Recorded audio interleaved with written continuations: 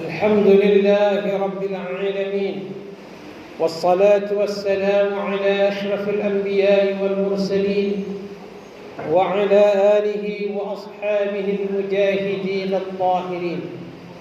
نشهد أن لا إله إلا الله وحده لا شريك له، ونشهد أن محمدا عبده ورسوله.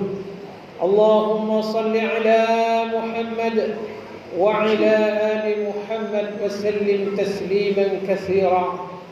قال الله تعالى في كتابه الكريم: يا أيها الذين آمنوا اتقوا الله حق تقاته ولا تموتن إلا وأنتم مسلمون. وقال الله عز وجل: يا أيها الذين آمنوا لا تأكلوا الربا أضعافا مضاعفة واتقوا الله لعلكم تفلحون. واتقوا النار التي أعدت للكافرين.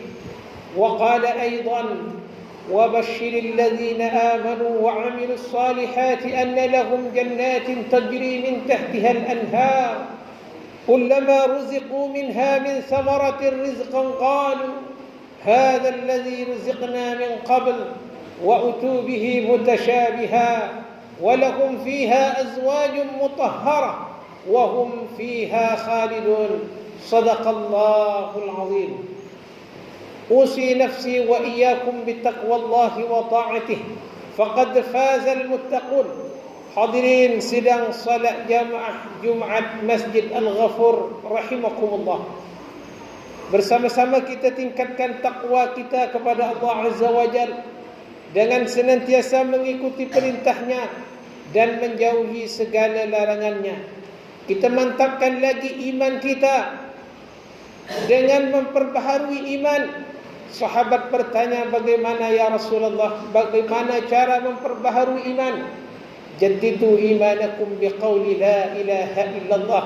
Perbaharui, perbanyak zikir, ucapan lidah ini dengan mengucapkan kalimat tauhid la ilaha illallah Muhammadur Rasulullah.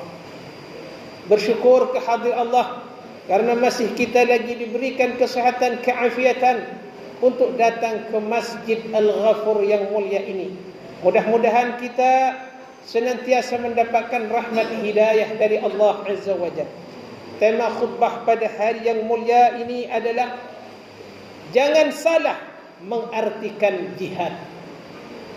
Perlu kami sampaikan terutama kepada anak-anak muda dan juga kepada orang-orang yang tua yang sudah dewasa, karena banyak di antara kita melaungkan kata-kata jihad tetapi tidak benar dalam mengartikan jihad. Jihad harus diartikan dengan secara luas. Jihad harus diartikan secara meluas. Tidak boleh diartikan secara cupik pandang, cupik pengertian, pengertian dengan dangkal. Tidak boleh. Tidak boleh jihad hanya diartikan dengan kata-kata perang. Walaupun memang di dalam Al-Quran ada sebahagian lafaz-lafaz kalimat jihad ini yang dikhususkan kepada berperangan. Tetapi kita yang berpendidikan, sama ada yang di universiti, anak-anak muda, yang tua pun sudah banyak ilmu sekarang, informasi, maka jangan salah mengartikan jihad, karena di dalam kaedah tafsir atau kaedah hadis, terutamanya tafsir menyebutkan al-ibaratu bi'umumil lafzi la bi khususis sabab. Yang dijadikan landasan di dalam Al-Quran itu harus keumuman lafaznya, tidak boleh dari segi kekhususan ayat dan kalimatnya. Baik, kita akan huraikan sedikit dengan singkatnya waktu, insya-Allah 20 menit di khutbah yang pertama. Ada 7 ayat di dalam Al-Quran, lebih dari 7 ayat sebenarnya, tetapi kami sempat rangkum 7 ayat ini. Mudah-mudahan dengan singkat ini kita bisa menyampaikan makna jihad menurut Al-Quran dan apa yang disabdakan oleh Rasulullah sallallahu alaihi wasallam. Ayat yang pertama, hadirin rahimakumullah, bisa panjenengan lihat di surah Al-Hajj ayat 78. Wajahidu fillahi haqqa jihadih. Berjuanglah di jalan Allah dengan bersungguh-sungguh. Di sini ada kata-kata jahidu atau dengan mudahnya jihad. Wajahidu fillahi haqqa jihadih. Berjuanglah, bersungguh-sungguhlah membela agama Allah dengan sebenar-benarnya jihad, bersungguh-sungguh. Ayat yang pertama ringkas di sini tidak mengacu kepada peperangan, tetapi bagaimana kita bersungguh-sungguh mendekatkan diri kepada Allah, bersungguh-sungguh menjalani perintah Allah, terutamanya salat 5 waktu dan juga salat Jumaat yang kita laksanakan hari ini. Surah yang kedua mengenai jihad terdapat di dalam surah Al-Ankabut ayat yang ke-6. Wa man jahada fa innama yujahidu li nafsihi innallaha laghaniyyun 'anil 'alamin. Barang siapa yang berjihad, berjuang di jalan Allah, menolong agama Allah, menginfakkan hartanya di Masjid Al-Ghafur ini, menyumbangkan sedikit ilmu, menumbangkan tenaganya membela Allah, membela agama Allah, ini yang dimaksud jihad.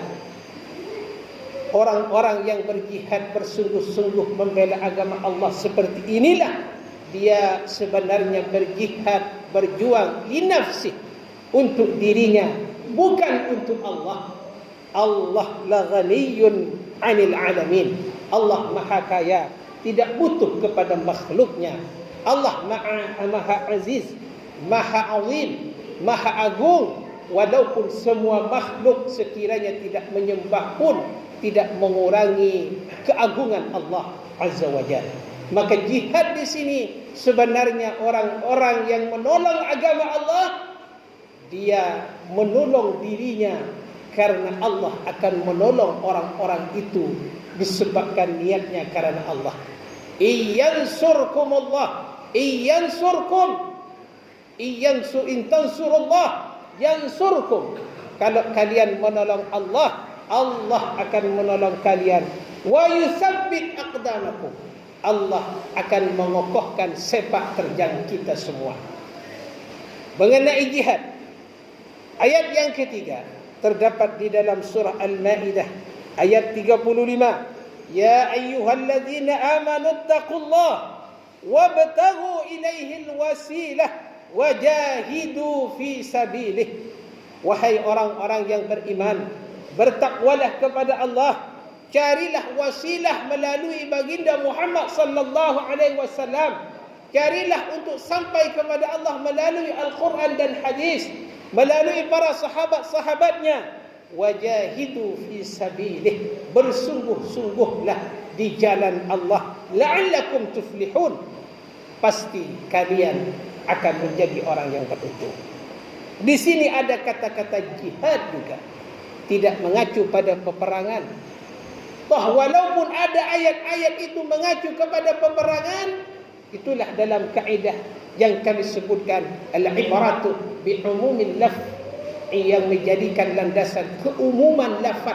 Bersungguh-sungguh, bukan berjihad itu mengadakan kerosakan-kerosakan di sana sini, mengadakan bom di sana sini. Islam tidak mengajarkan seperti itu. Islam rahmatan lil alamin. Surah yang keempat di dalam surah At-Taubah, am hasibtum an tutraku walamma ya'lamillahu alladhina jahadu. Saya perjelas lagi, alladzina jahadu minkum, di dalam surah At-Taubah ayat 16. Apakah mereka akan mengira Allah akan meninggalkan mereka ini, padahal Allah belum tahu bukti seberapa manakah mereka, sejauh manakah mereka berjihad memperjuangkan agama Allah ini. Jangan kira orang yang saleh, yang takwa tidak diuji. Para nabi, para anbiya lebih besar ujiannya. Maka kita ini harus beryakin kepada Allah Subhanahu wa taala, harus sabar, berjuang, jahadu fi sabilih. Di dalam surah Al-Imran ayat 142,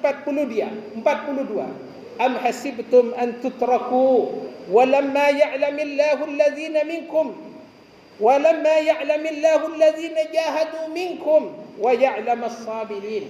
Apakah mereka itu menduga, mengira akan dibiarkan begitu saja, tidak akan diuji oleh Allah? Padahal Allah belum tahu seberapa mereka kesabaran dan kesungguhannya kepada Allah. Artinya Allah akan pasti menguji kita dengan ujian sakit misalnya, dengan ujian ekonomi kita. Kadang-kadang ada keluarga kita sendiri yang tidak setuju dengan pembelaan agama Islam ini. Karena kita rajin beribadah, ada orang-orang yang sana sini iri, maka disinilah memerlukan kesabaran, istiqamah. Apakah kita akan tetap kepada Allah, ataukah disebabkan ekonomi kita yang lebih rendah, yang merudum, menyebabkan kita tergelincir, wal'iyadzu billah. Bukti jihad yang keenam disebutkan di dalam surah Al-Anfal, bahawa jihad itu tidak semata-mata perang. Bukan takbir Allahu Akbar, tetapi isinya tidak membela agama Allah. Tetapi jihad adalah disebutkan di sini, innamal mu'minuna alladzina amanu billahi wa rasulih thumma lam yartabu wa jahadu bi amwalihim wa anfusihim fi sabilillahi ulaika humus shadiqun. Orang-orang yang mukmin yang sebenarnya, siapakah dia? Yaitu orang-orang yang beriman kepada Allah, tidak ragu imannya, kemudian dia berjihad, berjuang bi amwalihim wa anfusihim. Di sini memerlukan tadabbur. Dahulu kami mengira, kenapa Allah menyebutkan bi amwalihim? Kenapa tidak bi anfusihim saja yang diletakkan di pertamanya? Kenapa Allah sebutkan bi amwalihim, kemudian wa anfusihim?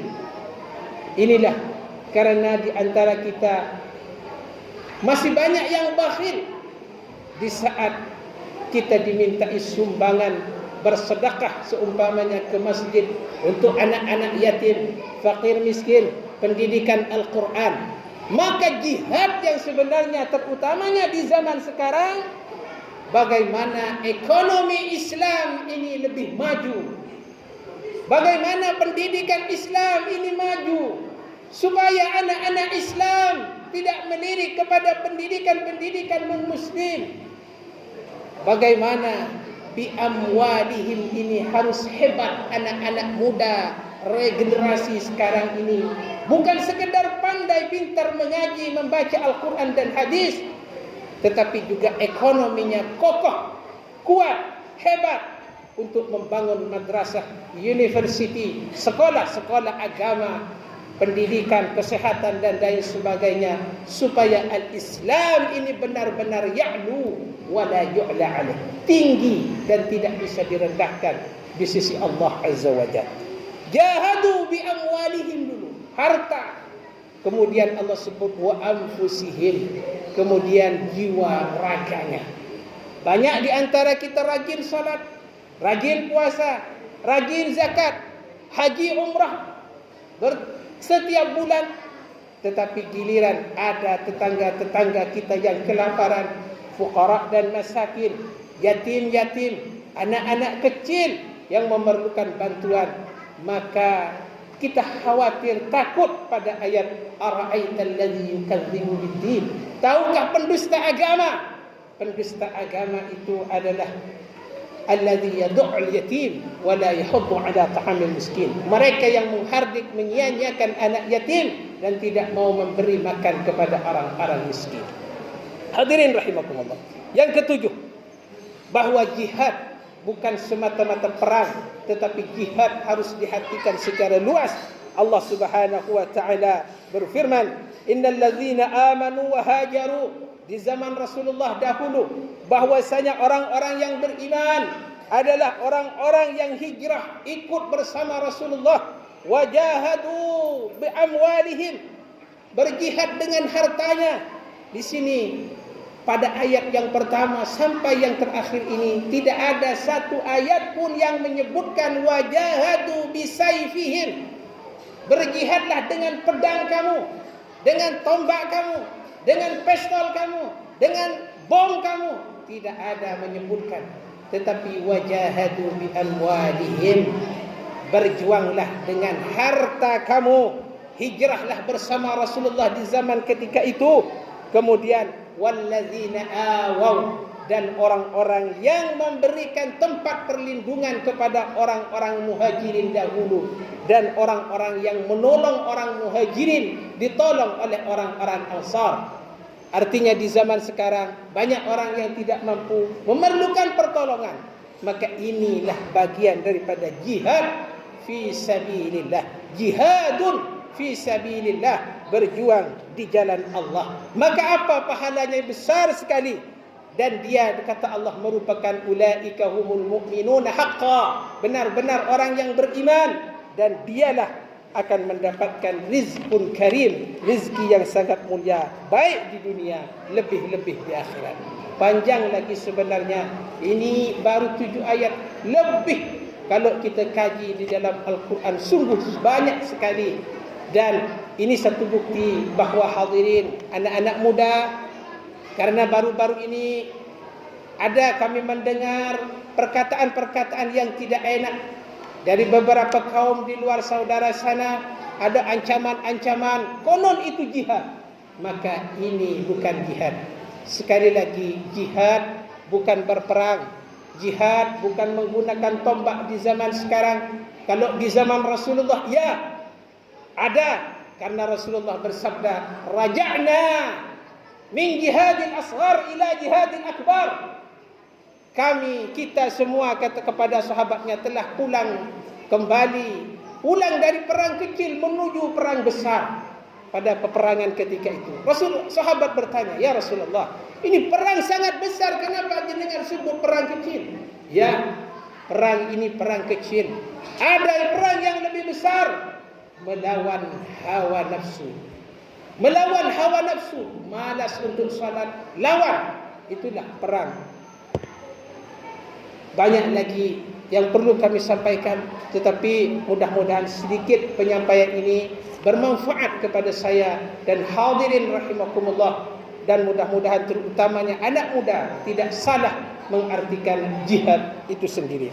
Aqulu qawli hadza wa astaghfirullahal azim li wa lakum ولسائر المؤمنين والمؤمنات والمسلمين والمسلمات فاستغفروه إنه هو الغفور الرحيم.